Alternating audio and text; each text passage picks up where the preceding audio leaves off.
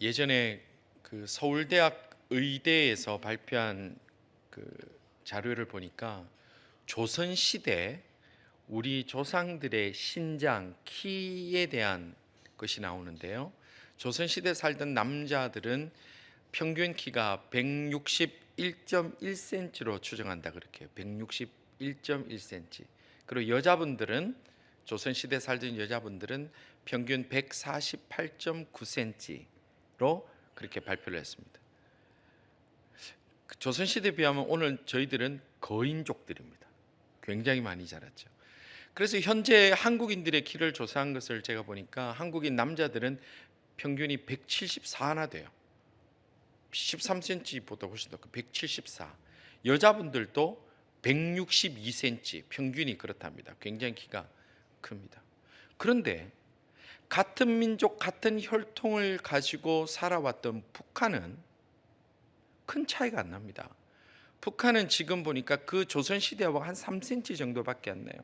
남자들은 165.4, 여자들은 154.2. 진짜 얼마 차이가 안 납니다. 왜 그럴까요? 왜 같은 민족이고 같은 혈통인데 남북으로 나뉘었다고 키 차이가 이렇게 크게 납니까? 이유는 뭡니까? 키가 자라는 것은 무엇을 먹느냐, 어떻게 잘 먹느냐, 그리고 어떻게 사느냐의 삶의 방식에 따라 큰 차이가 나기 때문에 그렇습니다. 더 슬픈 것은 지금 북한은 그 전보다도 키가 점점 더 작아지고 있답니다. 왜냐하면 먹는 것이 점점 더 열악하고 삶의 환경이 점점 더 열악해지면서 그나마저도 또 다시 줄고 있답니다. 그런데요, 굉장히 아이러니한 게 한국의 젊은이들도 키가 지금 줄고 있답니다. 그 이유가 뭘까요? 이유가 북한과 전혀 다릅니다. 이유가 뭐냐면 한국에는 어릴 때부터 다이어트 한다고 밥을 안 먹어요. 먹을 게 없는 게 아니라 안 먹어서 안 크고, 그 다음에 남자애들은 운동을 안 하고 축구를 안 하고 게임 안 하고 내 방에 앉아 있으니까 안 크더라는 거예요. 결국은 사람의 키가 크는 것이 무엇을 먹느냐, 어떻게 사느냐에 따라서 큰 차이가 납니다. 우리 그리스도인의 영적 성장도 똑같습니다. 우리가 가만히 있는다고, 우리가 시간이 지난다고 자연스럽게 자라나는 것이 아닙니다. 우리가 영적으로 무엇을 먹느냐, 그리고 우리가 영적으로 어떻게 살아가느냐에 따라서 우리의 영적인 신장, 영적인 키, 영적인 덩치는 정말로 큰 차이로 달라질 수 있다는 겁니다.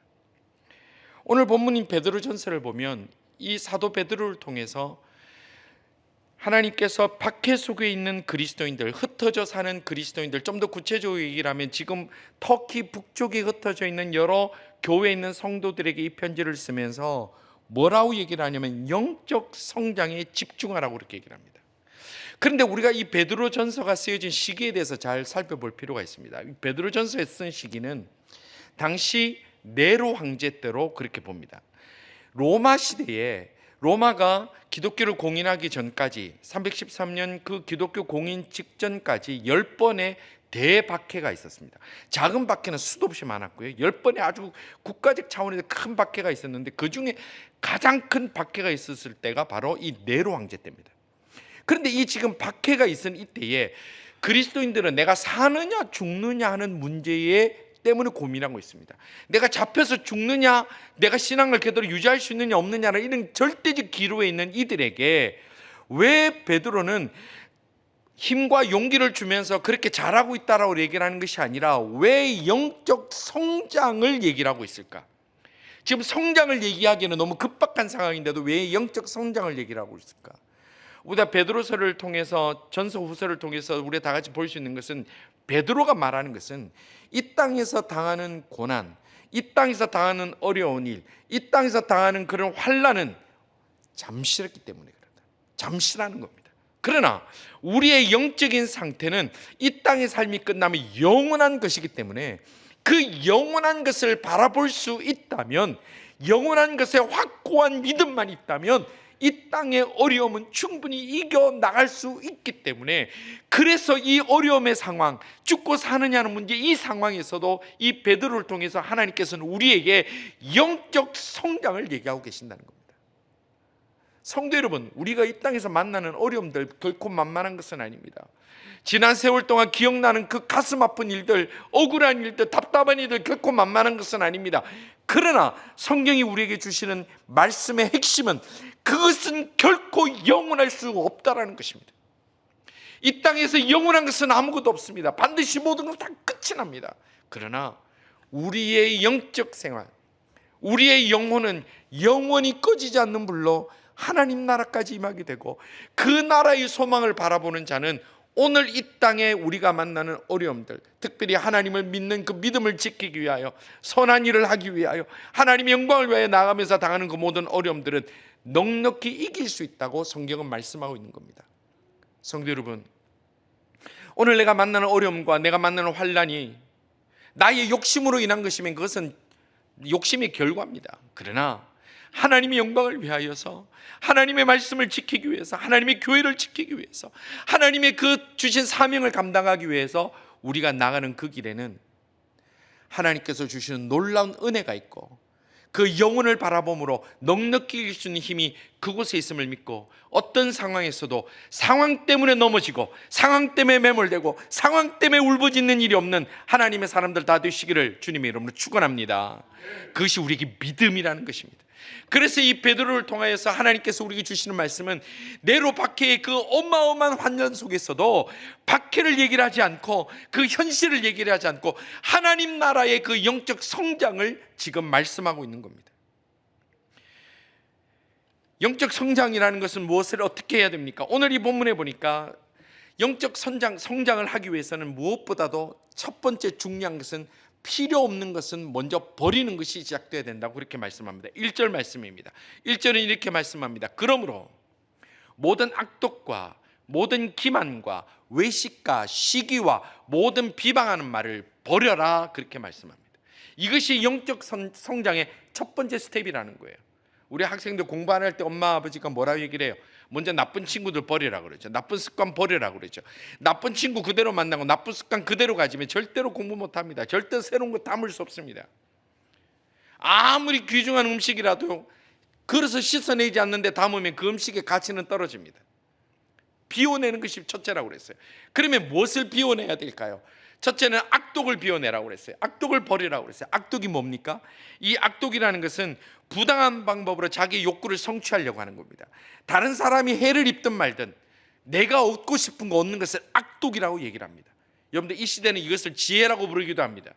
저 사람 피해를 입든 없든, 저 사람이 괴롭든 안 괴롭든, 저 사람이 죽음의 고통을 겪든 안 겪든 내가 유익하면 그냥 그거 결정합니다. 그것을 악독이라고 얘기를 합니다. 그리스도인들이 영적으로 성장하기 위해서는 그 악독을 버려라, 그렇게 말씀합니다. 두 번째는 뭡니까? 모든 기만을 버려라고 그랬습니다. 기만이라는 것이 무엇입니까? 기만이라는 것은 자기의 목적을 달성하기 위해서 그 거짓말을 착한 말투와 그리고 선한 표정과 정의로운 표정으로 포장해서 사람을 속이는 것을 기만이라고 합니다. 그것을 기만이라고 합니다. 그래서 마태복음에 보면 대제사장들과 백성들의 장로들이 예수님을 죽이려고 모의할 때 이 단어를 씁니다. 기만이라는 단어를 씁니다. 예수님을 죽이기 위해서 자기들의 그 목적을 달성하기 위해서 종교라는 이름, 하나님이라는 이름을 가지고 거기에 그렇게 얘기를 하는 거예요. 여러분들, 이런 일들을 우리가 지금도 얼마나 많이 볼 수 있습니까? 하나님 이름 갖다 대고 은혜를 갖다 대면서 얼마나 자기의 뜻을 이루기 위해서 그렇게 비열하게 말하는 일들을 우리는 쉽게 볼 수 있고, 그것이 우리 속에도 분명히 있는 것입니다.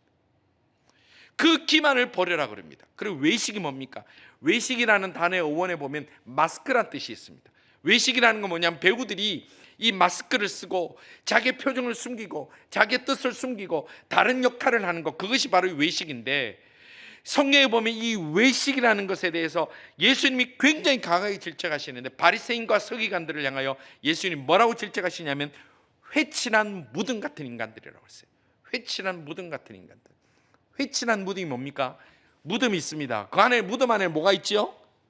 시신이 있어요. 시신은 썩어갑니다. 그거 썩어가는 시신을 그렇게 즐겁게 볼 사람이 없습니다.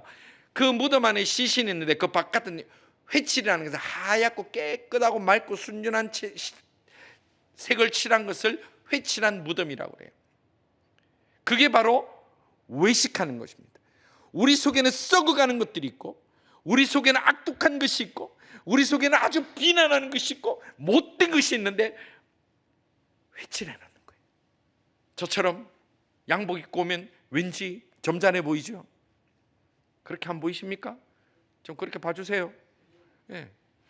아주 온화한 미소를 지으면 온화한 것처럼 보입니다. 그러나 그 속에 악한 것이 있고 냄새나는 것이 있고 썩어가는 게 있으면 예수님은 우리를 회칠한 무덤이라 말씀하시는데 그 회칠한 무덤을 버리라 그러는 거예요. 버리라 그러는 거예요. 그리스도는 안과 박이 같아야 돼요. 그 회식을 버려야 영적으로 성장한다고 그렇게 말씀합니다. 그리고 또한 모든 비방하는 말을 버리라 그랬어요. 사실에 근거하지 않고 추론하고, 요즘 한국의 정치인이 그렇잖아요. 합리적 추론을 해보겠습니다. 그래갖고 막 소설을 써가지고 막 서로 죽인다고 지금 난리예요.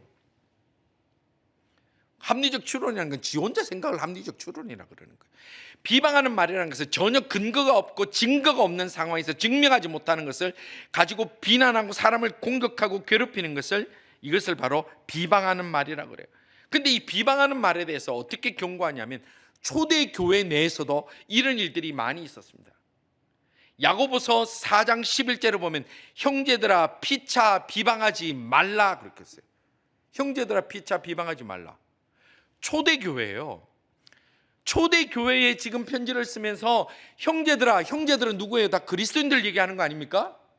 형제들아 피차 서로 비방하지 말라. 다른 말로 하면 그때나 지금이나 예수 믿는다고 하는 사람들이 똑같다는 거예요. 뭐가 다르냐는 거예요. 다를 거 없다는 거예요. 서로 비방합니다. 근거 없는 얘기로 서로 공격합니다. 서로 미워합니다. 그것이 그때나 지금이나 똑같다는 얘기예요. 우리가 오늘 이 말씀을 한번 생각해 볼 필요가 있어요. 왜 베드로가 이 편지를 지금 고난과 환난 가운데 피해가면서 믿음을 지키겠다고 있는 그 교회들에게, 흩어져 있는 나그네, 흩어져 있는 성도들에게 보내면서 왜 이거를 버려라고 하고 있을까? 왜 지금 모든 악독과 기만과 외식과 시기와 모든 비방하는 말을 버리라고 하고 있을까? 이거 뭘까요? 교회 내에 이런 것들이 지금도, 그때도 있었고 지금도 있기 때문에, 그리고 바로 우리 속에도 있기 때문에 그렇다는 겁니다. 이거를 버려라고 성도들에게 권면하는 이유는 성도라면 당연히 그렇게 살아야 된다고 우리가 생각할지 모르지만 우리가 그렇게 살지 못하기 때문에 그렇다는 거예요. 교회에는 모든 악독과 모든 기만과 외식과 시기와 모든 비방하는 말을 당연히 버려야 된다고 생각은 하지만 그렇게 살지 못하는 그저 교인으로만 사는 사람들이 있고, 그래서 여전히 세상에서 악독과 기만과 외식과 시기와 모든 비방하는 말을 삶의 방법으로 살고 자기의 성공과 자기를 보호하는 도구로 살아가는 그런 사람들이 교회 내에 있고, 그것이 바로 우리들의 모습이고, 그러나 그 중에서 이렇게 살지 않으려 노력하는 성도들도 있기 때문에 이 베드로가 교회를 향하여, 그리고 야고보도 교회를 향하여 서로 비방하는 것, 이런 악독을 버려라고 얘기를 하는 것입니다. 제가 처음 교회 오는 젊은이들 보면 꼭 하는 얘기가 있습니다. 교인들에 대한 환상을 절대 가지지 말라고 그럽니다. 제가 노래처럼 합니다. 교회 오면 사람들 다 좋을 것이고 목사님도 좋을 것이고 뭐도 좋을 것이야. 여러분 목사는 봐서 알잖아요. 좋은 거 아니에요. 그 착각이에요. 세상이 그런 사람을 기대하고 신앙을 시작하면 반드시 실망합니다. 사람에게 기대를 품고 교회 생활 시작하면 반드시 정 떨어집니다. 왜 수많은 믿는 가정에서 태어나는 모태신앙이라는 사람들이 교회를 떠날까요? 교회에서 만났던 사람들 때문에 떠나는 거예요. 그게 바로 우리들의 모습이기 때문에 그렇습니다. 그래서 지금 영적 선장을 얘기를 하고 환난받는 그리스도인들에게 이 말씀이 주시는 것은 버릴 것을 버려야 된다는 거예요. 그 버릴 것을 버려야 된다는 거예요. 성도 여러분, 특별히 우리 젊은이들, 신앙생활은 사람 보고 하는 것이 아닙니다. 교인으로 머물러 있는 것은 어렵지 않습니다. 그러나 예수 그리스도의 제자로 성도로 살아갈 수 있는, 주만 바라보고 달려갈 수 있는 하나님의 사람들 다 되시기를 주님의 이름으로 축원합니다. 여러분들 이 땅에 소망 있는 사람 누가 있습니까? 한번 저기 추천 좀 해주십시오. 저도 그분들과 좀 친하게 지내고 싶습니다. 사람은요, 가까이 가면 갈수록 시간이 지나면 다 실망스러운 거 있어요. 다 가슴 아픈 것이 있어요. 그래서 사람 때문에 신앙생활을 하거나 사람 때문에 교회를 다니거나 사람 때문에 내가 믿음 생활한다 그러면 100% 사탄이 역사합니다. 100%입니다. 직분이 있다고 믿음 생활 오래 한다고 그 사람이 경건합니까? 성경은 절대 그렇게 얘기를 하지 않습니다. 날마다 자신의 영적인 문제로 고민하는 사람, 내가 하나님 앞에 얼마나 추악한 모습이 또 반복되고 또 반복됐는지를 스스로 발견하는 사람만이 교인이 아니라 성도가 될 수 있다는 겁니다. 교인이 되는 거 어렵지 않습니다. 교회를 나갑니다. 예배 열심히 참석합니다. 등록지를 냅니다. 그리고 시간이 지나서 일정한 절차를 거쳐서 교회가 거부하지 않는다면 그 사람은 교인은 될 수 있습니다. 그러나 성도는 그렇게 되는 것이 아닙니다.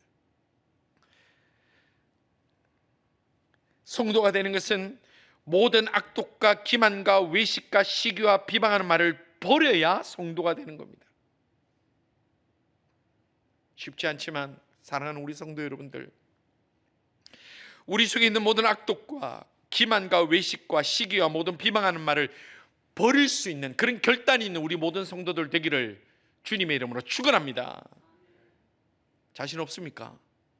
왜 이리 조용합니까? 거기에다가 그치는 것이 아니라 하나 더 나아가서 무엇을 어떻게 해야 되냐, 버리는 걸로 끝나는 것이 아니라 신령한 젖을 사모하라 그랬습니다. 2절 말씀입니다. 2절에 이렇게 말씀합니다. 갓난아기들 같이 순전하고 신령한 젖을 사모하라. 이는 그로 말미암아 너희로 구원에 이르도록 자라게 하려 함이라. 아멘. 자, 내가 나쁜 거 버린다고 됩니까? 공부 안 하고 문제 있는 학생이 나쁜 친구 안 만나고 이제 나쁜 습관 버린다고 됩니까? 그 다음에 뭘 해야 돼요? 공부를 해야지 공부가 되죠. 그리스도인이 바르게 자라기 위해서는 내가 이 모든 것을 버린다고 되는 것이 아니라 신령한 젖을 사모하는데, 누구처럼 사모하라? 갓난아기가 젖을 사모하는 것처럼 사모하라 그랬어요. 그런데 갓난아기가 젖을 사모하는 거 아시죠? 걔들은 인내력도 없어요. 시간도 안 줘요. 그냥 낮이고 밤이고 배고프면 왕 하고 울어요. 여러분들 애기들 중에 배고프고 젖을 못 먹었는데 조용하게 엄마 툭툭 치면서 젖 그런 사람 봤어요? 없어요. 못 기다려요. 왜냐하면 그 아이들이 바라는 것은 오직 그거밖에 없기 때문에 그래요. 아이들은 엄마의 그 좋은 우유를 먹지 않으면 자기들이 죽기 때문에, 이게 생존의 문제이기 때문에 그것을 바라는 거예요. 제가 오늘 다큐멘터리를 봤는데 굉장히 놀라운 걸 봤습니다. 아기를 이제 자연분만하고 나서 아이가 본능적으로 어떻게 하는지를 보는데, 아이가 엄마한테 이제 분만하고 나서 눈도 못 뜬 상태에서 엄마 배를 막 기어오르더니 엄마 젖을 입으로 물더라고요. 깜짝 놀랐어요. 너 가르쳐 준 것도 아닌데, 먹여 준 것도 아닌데. 본능에, 왜냐하면 그걸 먹어야 산다는 것을 우리가 하나님께서 우리 속에 심어놨기 때문에 그런 거예요. 그래서 갓난 아기가 신령한 젖을 사모하는 것처럼, 순전한 젖을 사모하는 것처럼 우리가 신령한 젖을 사모하는 것은 우리의 영적 상태에서 이거는 절대적인 필요라는 거예요. 성도 여러분들, 우리 한번 생각해 보십시오. 지난 한 주 동안 살아가는 동안에, 지난 여름을 살아가는 동안에 하나님이 주시는 신령한 것에 대한 열망이 우리에게 얼마나 있었습니까? 하나님, 제가 은혜가 필요합니다. 하나님, 오늘 지금 저를 좀 만나주세요. 하나님, 제가 믿음이 자꾸 식어갑니다. 하나님, 제가 자꾸 의심이 커갑니다. 제게 믿음을 주시옵소서. 그런 열망이 우리에게 얼마나 있었습니까? 그럼 우린 젖을 사모하는 사람이라고 보기 어렵지 않느냐는 거예요. 별로다.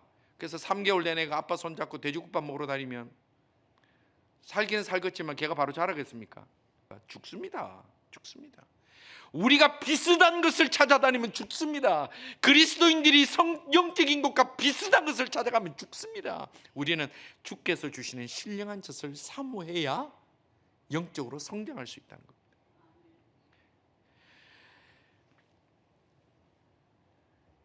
여러분들, 이 중요한 얘기입니다. 잘 들으십시오. 교인이라고 다 구원받습니까? 목사라고 다 구원받습니까? 직분자라고 다 구원받습니까? 아닙니다. 우리 그런 말이 있지요. 좋은 침대는 살 수 있지만 숙면은 살 수 없다. 맞죠? 그러나 침대와 숙면은 깊은 연관성은 있습니다. 그러나 필연적인 조건은 되지 않습니다. 좋은 학교를 다니면 성공한 인생이 될 수 있습니까? 예, 굉장히 밀접한 관계는 있습니다만은 필연적인 인과관계는 없습니다. 좋은 교회를 다니고 말씀을 들으면 구원의 확신과 은혜로운 삶을 살 수 있습니까? 깊은 인과관계는 있습니다만은 분명한 필요 조건이 되는 것은, 반드시 그렇게 되는 것은 아닙니다. 교회를 다닙니까? 직분이 있습니까? 하나님을 압니까? 그것이 나를 하나님 나라의 사람으로, 하나님 나라로 우리를 이끌지는 못한다는 것을 우리는 반드시 기억하고 살아야 됩니다. 그래서 내가 오늘 하나님의 말씀을 먹지 못하고, 내가 예배의 충만함을 내가 누리지 못하고, 하나님이 내 가슴을 치는 그 음성을 듣지 못하면 우리는 날로 죽어가는 겁니다. 이 시대 우리의 가장 비극이 뭡니까? 교회는 많습니다. 예배는 많습니다. 교회에 많은 사람들이 모입니다. 그러나 그곳에 갈망하며 모인 사람들은 없다라는 거예요. 그것이 바로 우리들의 모습이라는 거예요. 남 얘기할 거 없어요. 그게 바로 우리들의 모습이에요.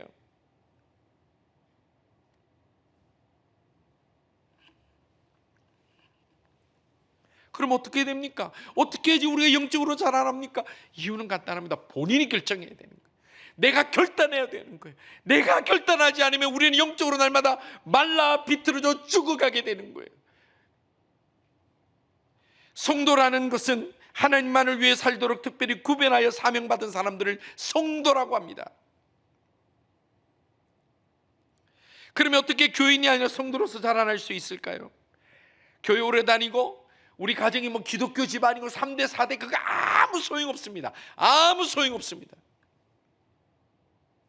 우리가 영적 세계에 대한 확고한 믿음과 이 땅의 삶은 잠시지만 내가 하나님 나라에서 눈뜨게 된다는 확고한 믿음과 나의 모든 죄가 십자가 앞에서 다 해결 안 받았고 내가 예수 그리스도를 붙들어야 하나님 나라 간다는 그 영적인 확신이 있을 때에 우리는 교인으로 사는 것이 아니라 성도로 살아갈 수 있다는 겁니다. 예수님 시대에도요, 종교적으로 완벽한 사람들이 있었습니다. 그런데 그 사람들은 하나님의 은혜에 신령한 젖을 사모하지 않았습니다. 그들이 사모하는 것은 사람들의 인정이었어요. 사람들의 평가였어요. 사람들의 박수였어요. 그래서 예수님은 그들을 뭐라고 부릅니까? 그들의 이름을 바리새인이라고 부르는 거예요.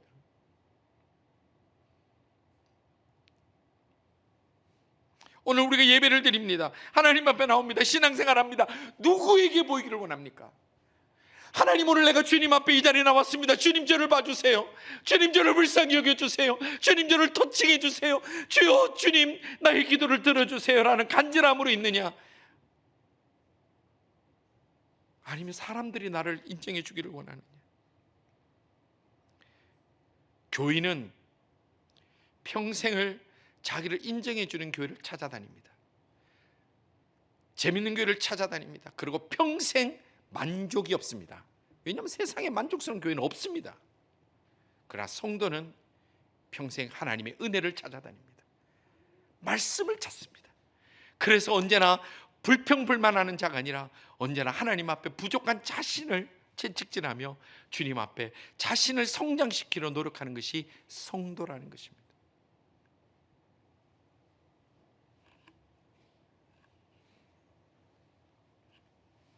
성도 여러분, 오늘 우리가 하나님 나라를 다 같이 바라볼 수 있기를 바랍니다. 하나님 나라 바라보면요, 오늘 우리의 삶의 모습이 어쨌든 간에 이길 수 있습니다. 하나님 나라를 바라볼 수 있는 눈이 열리면 그 사람이 진짜 성도입니다. 우리가 교인으로 살다가 끝날 수는 없지 않습니까? 교회 멤버십이 우리를 천국으로 보장하는 것이 아닙니다. 여러분들 꼭 기억하십시오. 예수 믿는 사람은 천국에서 영원히 삽니다. 예수 믿지 않아도 영원히 삽니다. 다만 어디서 사느냐가 다를 뿐이라는 거예요. 하나님을 믿는 사람은 천국에서 영원히 삽니다. 그러나 내 악독을 버리지 못하고 시기를 버리지 못하고 나쁜 것을 버리지 못한 사람은 지옥에서 영원히 삽니다. 그것을 우리가 기억하고 살아야 되는 거예요.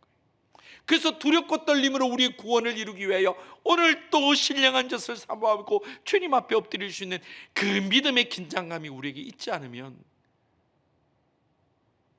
우리는 종교인, 멋진 바리새인으로 살다가 멋진 장례식 후에 그 다음에 어디 갈지는 아무도 모릅니다. 고린도후서 4장 18절에 이렇게 말씀합니다. 우리가 주목하는 것은 보이는 것이 아니요 보이지 않는 것이니 보이는 것은 잠깐이요 보이지 않는 것은 영원함이라.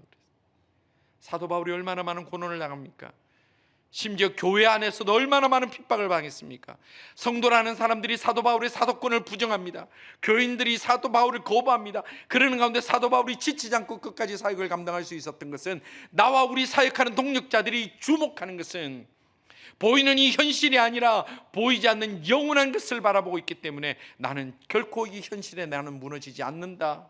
이게 사도 바울의 고백입니다. 성도 여러분,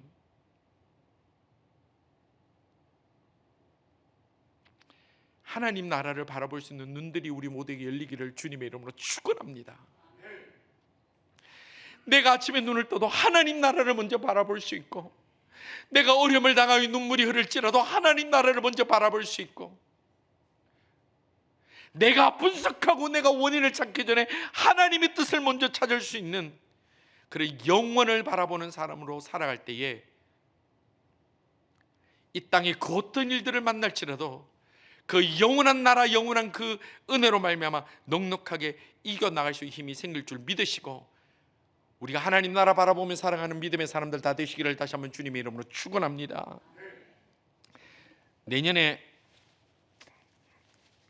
전 세계 일주하는 크루즈를 타게 됐습니다. 제가요? 아니요, 가정에서. 그럼 내년에 전 세계를 일주하는 크루즈를 타는 사람은요, 오늘 나이가라 폭포 구경 못한다고 괴로워하지 않습니다. 아, 나 오늘 나이가라 못 갔어, 난 절망이야, 그렇게 하지 않아요. 내년에 뭐가 있기 때문에? 전 세계 다니는 크루즈 여행이 표가 이미 있기 때문에.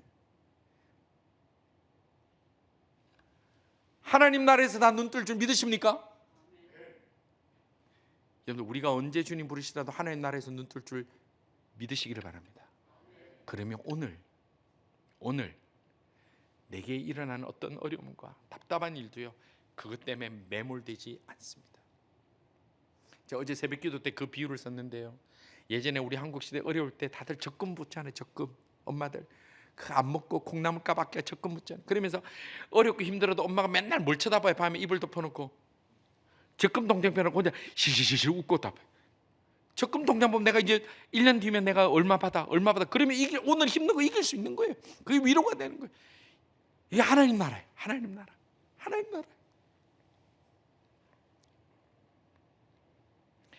우리가 이 두 발을 이 땅에 딛고 살아가기 때문에 이 땅에서 아주 자유로울 수는 없습니다. 그러나 우리의 두 눈이 하나님 나라에서 조금 더 멀어지지 않기를 바랍니다. 여러분, 신앙생활이 어렵습니까? 아니면 교회 생활을 힘들어합니까? 우리는 신앙생활에 집중하면, 그 하나님께 집중하면 이 땅에 어려운 거 하나도 없습니다. 그래서 우리가 이 땅에 교인으로 사는 것으로 만족할 것이 아니라 신령한 젖을 사모하고 그 신령한 젖을 넉넉하게 먹고 또 그것을 나눠줌으로 인해서 성도로서, 그리고 그리스도의 제자로서 날마다 잘 성장해 나갈 수 있는 우리 모두가 다 될 수 있기를 바랍니다. 그래서요, 세월이 지나면 아이들은 어느 정도 자라다가 성장이 멈추잖아요. 근데 영적인 성장은 멈추는 게 없어요. 우리 하나 신령한 젖을 사모하고 주님을 바라봄으로 말미암아 우리가 영적인 키가 결코 작아지지 않고, 세대가 지나가더라도 결코 우리의 영적인 그 덩치가 작아지지 않고, 또 우리의 자녀들에게 교회 생활을 가르치는 것이 아니라 신앙 생활을 가르치고 우리 자녀들에게 영적 세계를 보여줌으로 인해서 우리의 가족들이, 내 사랑하는 자녀들이, 그리고 내 자녀의 자녀들이 이 땅에서 만나고 끝나는 것이 아니라 영원한 그 나라에서 함께 주님을 찬양하며 함께 영원히 기쁨을 나눌 수 있는 그런 복을 누릴 수 있는 신령한 젖을 사모하고 끊임없이 자라남으로 하나님 나라까지 이르는 우리 모든 성도들 다 되시기를 주님의 이름으로 축원합니다.